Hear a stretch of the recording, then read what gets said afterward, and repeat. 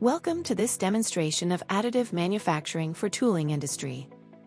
In this video, I will show you how the cooling analysis tool within Siemens NX can be used to validate the cooling channel design for my injection mold. I'll start by reviewing the results of an analysis simulation that was carried out on a conventional cooling channel layout in order to establish a baseline.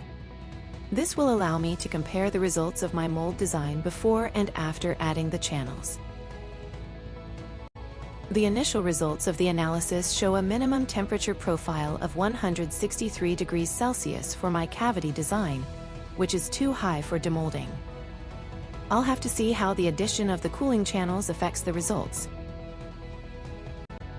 NX has a built-in library that allows me to compare the results of a cooling analysis based on several liquid materials and inlet flow rates.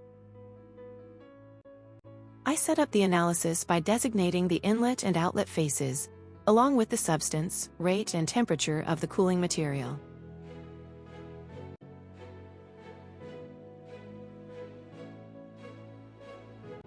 The result of the analysis shows that the mold cooling channels have dropped the calculated minimum temperature to 60 degrees Celsius, a much more acceptable result for the mold process.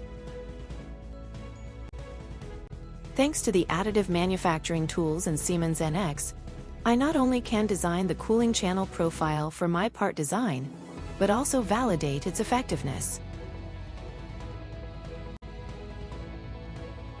If you're curious to learn more about our services, we offer a 30-day free trial.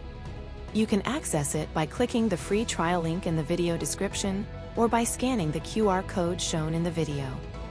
Give it a try and see how it works for you.